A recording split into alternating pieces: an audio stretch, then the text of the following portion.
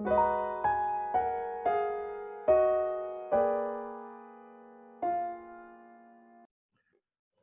everyone, and welcome to another exciting episode of Universal You. Today, we will be discussing a little bit of Earth history. In the previous video, I shared with you a few insights on our cosmic parents, the Syrians and the Nephilim, and gave you information on the Sirius star system as well as the orbital direction of the planet Nibiru. Now, my sources do involve citing from ancient Sumerian records, but I think that it's very interesting that you should know that NASA only discovered the existence of the planet Nibiru in the 80s, which is relatively recent from a cosmic perspective. Now, the Sumerians and other ancient civilizations have records that go back billions of years. Why is it that these ancient civilizations have information that our apparently most advanced scientists are only realizing now? Well, it has a little something to do with the precession of the equinox and something I like to call galactic intervention, and I shall go into further detail in a bit, but first let's talk about Earth history. All right, let's begin. All right, a few billion years ago, several billion years ago, in fact, there was a large planet called Tiamat with an extremely large moon that, according to Sumerian records, was destined to become a planet itself. Now, one orbital pass from Nibiru resulted in one of Nibiru's moons striking Tiamat and ripping it in half. All right?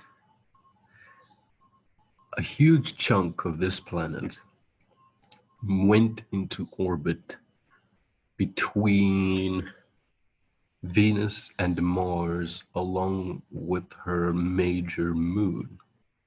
This became our Earth.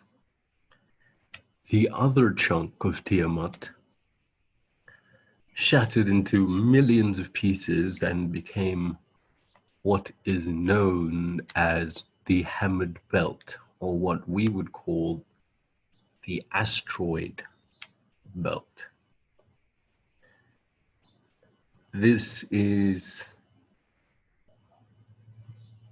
a prominent point in Earth history in regard to what I'm going to tell you about the origin of humanity.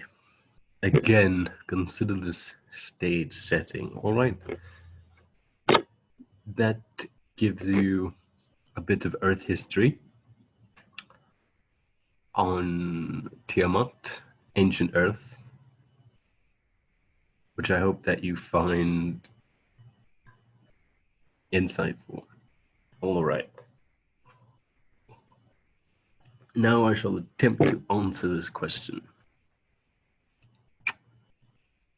I'm going to give you a lot of information to validate what I'm going to tell you now, and as I go along, it'll become more apparent and clear, but for now, let me explain to the best of my ability.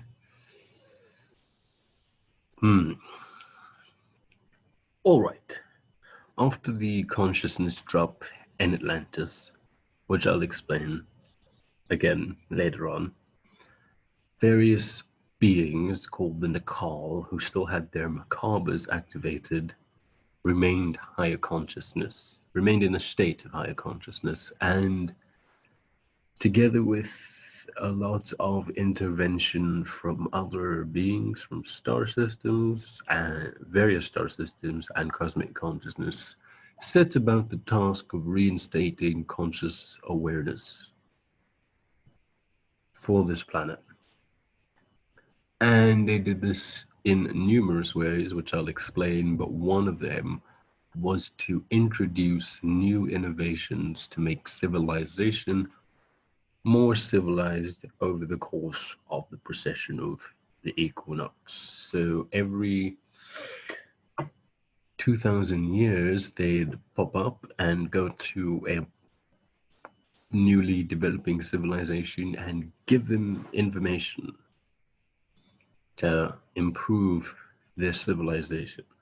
Now, what's important to understand is as conscious awareness is raised on this planet, that 2,000-year gap